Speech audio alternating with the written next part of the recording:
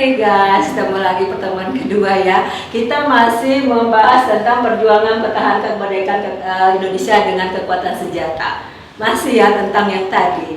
Nah, ini ada merupakan kelanjutan dari materi pertemuan yang kemarin. Nah, sekarang nanti kalian bisa lihat di materi sini masih mengenai pertempuran-pertempuran antara sekutu dengan Indonesia, Inggris, nikah ya, karena Indonesia berusaha mempertahankan kemerdekaan itu tidak akan diambil kembali. Oke, lihat selanjutnya materi berikut. Oke, ini dia ya. Tadi Ambarawa ya terakhir. Oke, ini sekarang kita masuk pertempuran Surabaya. Nah, di sini kita tahu tadi bahwa pertempuran itu banyak sekali, tetapi mengapa di telinga kita, di pemikiran kita bahwa dalam kehidupan sejarah itu yang sangat terkenal, yang sering kita ingatkan adalah pertempuran Surabaya, pertempuran Ambarawa itu sangat luar biasa ya. Nah, di sini pertempuran Surabaya terjadi 10 November 1945. Nah, di sini Perang Surabaya ini merupakan perang antara Indonesia dan Sekutu terjadi setelah merdeka. Ya, setelah merdeka merupakan perang pertama gitu ya, dengan pasukan asing di Surabaya itu tadi. Nah, di sini merupakan pertempuran terbesar dan terberat dalam sejarah Indonesia melawan kolonialisme asing. Nah, ini dia. Oke. Pada masa itu Sekutu mendarat di Surabaya. Sekutu mendarat di Surabaya pada tanggal 25 Oktober 1945. Nah, sebagai kita ketahui bahwa orang Indonesia itu sangat baik ya. Dia tidak pernah prasangka buruk terhadap orang luar. Nah, jadi terima dulu dengan baik, ya terima dengan baik, terima dulu bagaimana sekiranya segala macamnya. Tetapi orang yang datang ini tadi pasti ada maunya. Nah, di sini masuknya tanggal 25 Oktober ini tadi ya, itu dipimpin oleh Jenderal Maladi ya, yang mengadakan kesepakatan Gubernur Jawa Timur pada saat itu, dan Inggris diperkenankan untuk menduduki kantor angkatan di Tanjung Perak ya, kantor angkatan bersenjata itu di Tanjung Perak, itu sekarang pelabuhan Surabaya ya, Tanjung Perak. Nah, bank, kantor, pos, lokasi penting dan dikuasai oleh mereka. Nah, terus akhirnya tadi seperti saya katakan awal tadi, seperti pertemuan kemarin juga, bahwa mereka datang tadinya niat baik, ternyata lama-kelamaan ingin menguasai. Nah, timbullah kontak senjata, bentrok. Nah, mungkin kita membalikan lagi negara kita dengan susah payah kita ambil dari perjuangan untuk merdeka itu tadi. Sementara kalau sudah merdeka kita akan mengisikan kemerdekaan, bukan harus dikembalikan kepada mereka ya kan. Nah, akhirnya terjadilah kontak senjata dengan Inggris pertama kalinya itu tanggal 27 Oktober 1945. Nah, terus meluas dan merebut kembali lokasi-lokasi yang diambil oleh tentara Sekutu tadi dan berhasil direbut pada tanggal 28 Oktober 1945. Nah, ini dia Maladi atau Jenderal Maladi tadi itu ya. Beliau terdesak oleh serangan rakyat, akhirnya meminta Presiden Soekarno pada saat itu beserta Muhammad Hatta dan Hamid Sarifuddin ya, dan Majen Houghton datang ke Surabaya. Nah, Houghton ini dari pihak mereka ya, datang Surabaya ceritanya untuk berunding lah istilahnya, berunding. Nah, untuk menyerukan gencatan senjata sambil menunggu hasil perundingan antara Indonesia dengan Sekutu itu tadi. Tetapi, nah ini dia, seperti saya katakan tadi, mereka dengan piciknya, ya, mereka dengan piciknya mempergunakan sepanjang itu tadi. Terjadi tembak menembak dan akhirnya Maladi tewas saat melewati jembatan merah, dan rakyat Surabaya menuntut Inggris menyerah tanpa syarat. Akhirnya terjadilah pertempuran besar-besaran saat itu. Nah, di sini kita kenal siapa pahlawan Surabaya yang terkenal, Bung Tomo ya. Bung Tomo dan Soekarno tidak tinggal diam. Akhirnya Bung Tomo berpidato dalam bahasa Inggrisnya disiarkan ke seluruh dunia, memprotes PBB dan mendesak agar PBB itu bisa menghentikan aksi militer Inggris ini tadi ya. Namun tidak dituliskan ya, pertempuran tersebut tetap terjadi. Nah, akhirnya Surabaya dapat dipertahankan walaupun dalam sudah hancur. Nah, mereka alasan lagi menggempur Surabaya tadi adalah karena jatuhnya si Maladi itu tadi. Nah, untuk mengenang jasa mereka maka dibangunlah Tugu Pahlawan di Surabaya itu tadi, dan maka hingga saat ini 10 November kita kenal sebagai Hari Pahlawan Nasional Indonesia. Oke, tadi pertempuran di Surabaya. Sekarang pertempuran Merah Putih di Manado. Ini mungkin jarang kalian dengar ya. Pada sebenarnya itu sangat ada sekali di Manado terjadi suatu pertempuran namanya pertempuran Merah Putih. Yaitu sekitar 4 Februari 1946, tapi setahun setelah kita merdeka. Nah, setelah mendengar proklamasi dikumandangkan di Jakarta, ya, bukan di Manado saja, di seluruh Indonesia, di seluruh tanah air, itu sangat bergembira. Mereka menerima kemerdekaan tadi dengan sangat bersukacita. Nah, di sini rakyat Sulawesi Utara melakukan aksi pelucutan senjata dan mengambil alih kekuasaan dari Jepang. Ya, dari Jepang pada masa itu. Nah, gerakan ini dipimpin oleh gerakan Minahasa dan dipimpin oleh Mr. Pelengkahu. Nah, Mr. Pelengkahu ini adalah tokoh organisasi pergerakan di Minahasa atau di Manado pada masa itu.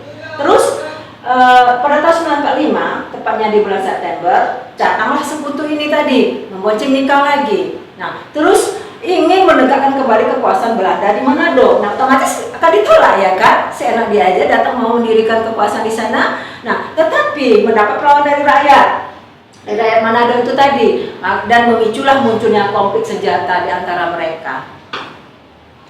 Konflik pertama, ya, perhatikan, konflik pertama antara sekutu di Manado itu tadi yang terjadi, yang merah putih tadi itu adalah terjadi di Tandano dan Tumohon. Nah, ini Tumohon nih kalau nggak salah saya ini adalah Manado bagian utara ya. Nah, melakukan secara bergerilya karena kekurangan senjata. Tahukah maksud bergerilya? Bergerilya itu dengan menggunakan strategi gitu ya, strategi karena kita kurang senjata menghadapi senjata yang modern oleh para penjajah. Mau tidak mau kita bergerilya dengan menggunakan strategi. Ada yang sembunyi di parit, ada sembunyi di di bawah pohon. Yang jelas bisa menguasai peperangan itu tadi. Nah, akhirnya dibentuk organisasi yang dikenal dengan Perjuangan Pusat Keselamatan Rakyat atau PPKR. Nah, next selanjutnya menyampaikan petisi ditandatangani 50 orang seluruh rakyat Sulawesi Selatan itu mendukung kemerdekaan Indonesia yang sudah kita dapati itu tadi. Nah, karena tindakan ini maka beliau ditangkap dan dibuang ke Serui, daerah Papua oleh sekutu pada tahun 1946. Jadi beliau dibuangnya adalah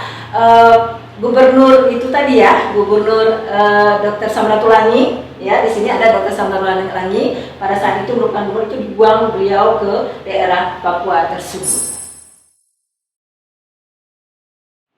Oke, sekarang pertempuran di Bandung. Ini pertempuran semua ya isinya, mulai dari pertempuran pertama sampai dengan pertempuran semua. Nah, pertempuran di Bandung ini kita kena Surabaya, Ambarawa, Bandung. Kayaknya itulah pertempuran yang paling melekat di kepala kita ya. Nah, pertempuran di Bandung itu 3 Maret 1946. Nah, di sini peristiwa ini dikenal dengan Bandung Lautan Api, ya karena pada tanggal 23 Maret 1946 pejuang Indonesia itu membumi hanguskan Bandung, itu khususnya Bandung bagian selatan, ya untuk mencegah sekutu dan Nika menggunakan fasilitas-fasilitas yang ada.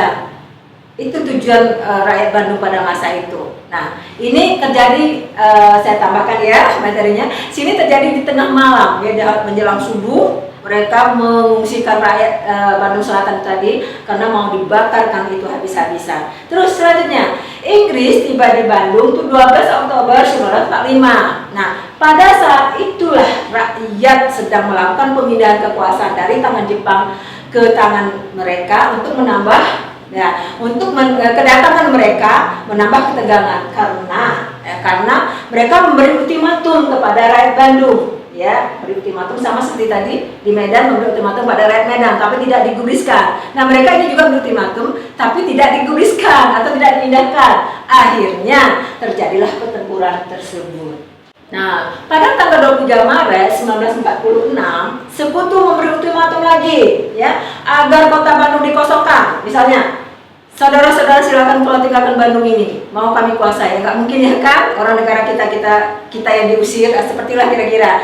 Akhirnya TNI, Tentara Republik Indonesia ini melakukan bumi hangus, ya, dan mengevakuasikan penduduk. Jadi ada pernah dengar halo-halo Bandung? Nah, itu terinspirasi dari peristiwa ini. Bukan berarti dibakar rakyatnya rakyatnya dari evakuasi baru dibakar. Nah, terus selanjutnya dalam pertempuran ini 2 anggota milisi BRI Barisan Rakyat Indonesia yaitu Muhammad Toha dan Ramdam tewas dalam gudang amunisi saat itu. Nah, setelah peristiwa tersebut TRI Tentara Republik Indonesia ini dan milisi rakyat melawan secara bergerilya. Mengapa bergerilya? Karena kita tidak cukup senjata untuk menghadapi mereka. Nah, dari luar Bandung datang banyak membantu ke Bandung Selatan itu tadi.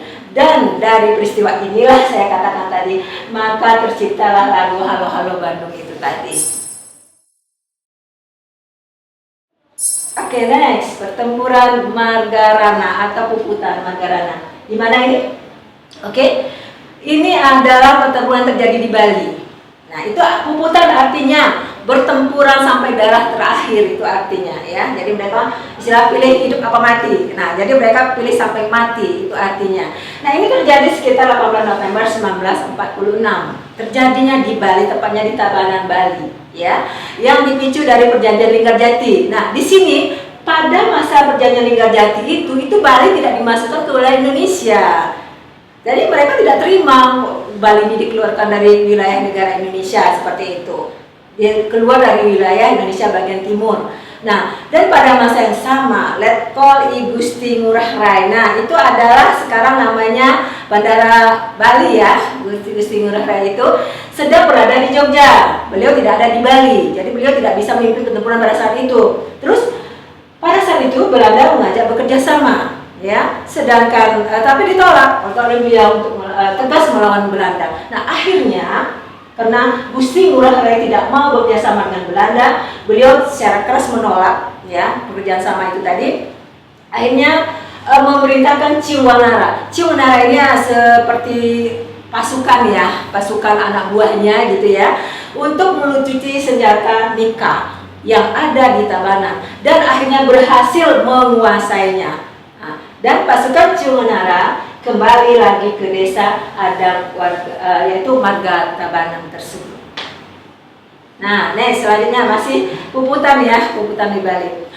Tanggal 26 pada 1946. Nah, Belanda mengepung seluruh pasukan Ciwanara tadi, anak buah Gusti Ngurah Rai ini tadi, karena beliau masih Jogja, dia anak buahnya yang turun tangan ya. Terjadinya tembak menembak antara kedua belah pihak. Nah, terus memilih untuk bertahan. Perang ini dikenal dengan istilah sebutan perang Puputan, yang berarti perang sampai titik darah penghabisan atau perang mati-matian. Mereka tidak akan pernah menyerah kepada Belanda. Itu artinya ya. Oke, nah selanjutnya dalam ajaran Hindu. Dalam ajaran Hindu, kata Puputan ini memiliki makna moral. Ya, makna moral itu kematian seorang prajurit dalam kondisi seperti itu akan menjadi sebuah kehormatan bagi keluarganya.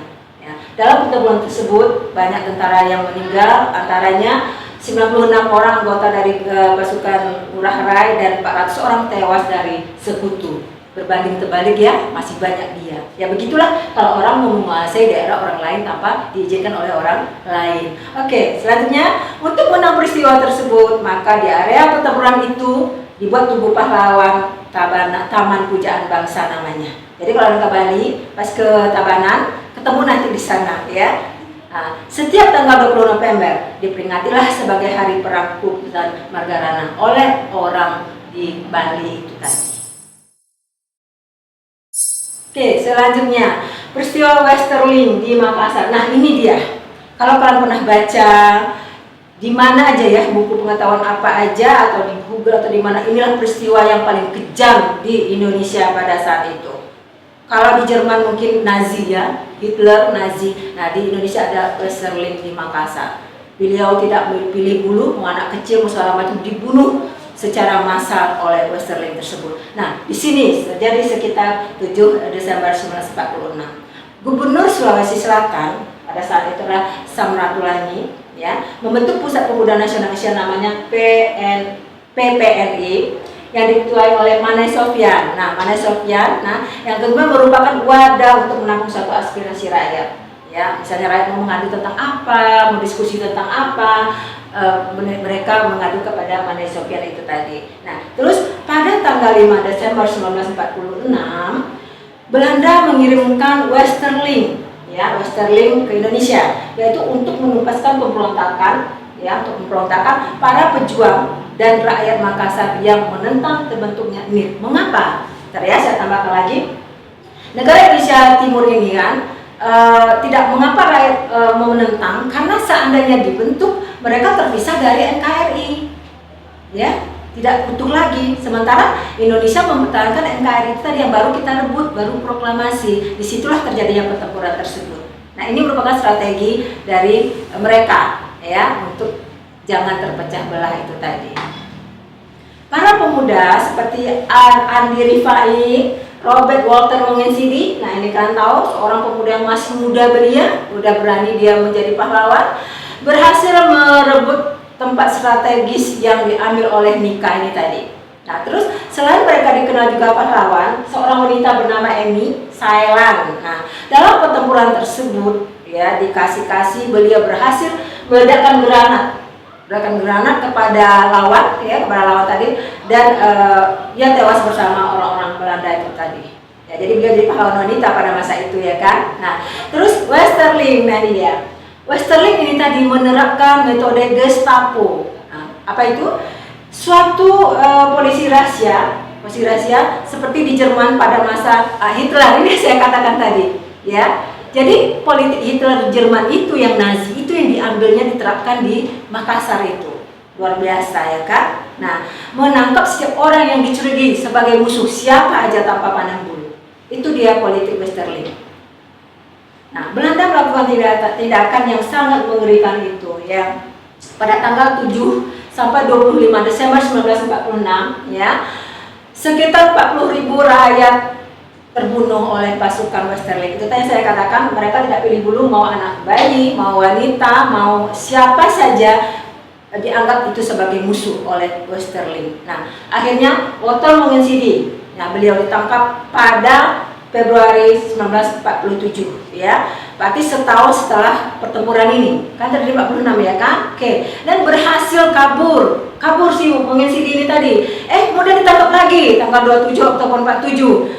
Ditangkap lagi dan dihukum mati. Dengan dieksekusi oleh regu-regu penembak pada tanggal 15 September 1946. Oke, sekian terima kasih. Nah, ini dia materi pertemuan kita yang kedua, masih tadi tentang perjuangan-perjuangan. Oke, pertama dan kedua masih pertempuran-pertempuran, bagaimana cara kita menghadap sekutu Belanda, Nika dan segala macam untuk kita mempertahankan kemerdekaan yang sudah kita miliki. Terima kasih, semoga bermanfaat dan jangan lelah untuk belajar. Sampai jumpa kita untuk pertemuan selanjutnya. Assalamualaikum.